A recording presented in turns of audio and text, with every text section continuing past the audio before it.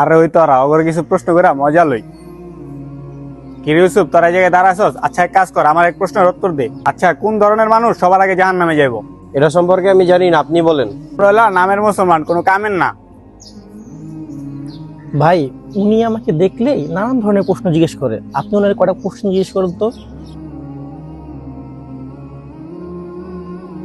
আজকে তোমাদের আরেকটা প্রশ্ন করি। 1 মিনিট দাঁড়াও, আজকে প্রশ্ন আমি তোমারে করবো। আরে বলেন। আচ্ছা বলেন, সর্বপ্রথম কে জান্নাতে যাবে?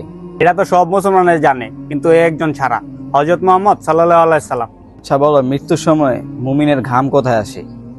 এটার প্রশ্নের উত্তর তো আমি জানি না। তুমি এই প্রশ্নের উত্তরে জানো না, আবার ওনাদেরকে ধরে ধরে তুমি প্রশ্ন জিজ্ঞাসা করো। এটার জবাবে আছে মাথায় ঘাম আসে আগে। আচ্ছা দাঁড়াও, তুমি তাহলে আমার আরেকটা প্রশ্নের উত্তর দাও। কোন মানুষের কথায় নামাজ ছাড়া যায়? কি, কোন মানুষের কথা নামাজ ছাড়া যায় মানে? এটা তো আমি জানি না। আপনারাই বলেন তাহলে, কোন মানুষের কথায় নামাজ ছাড়া যায়?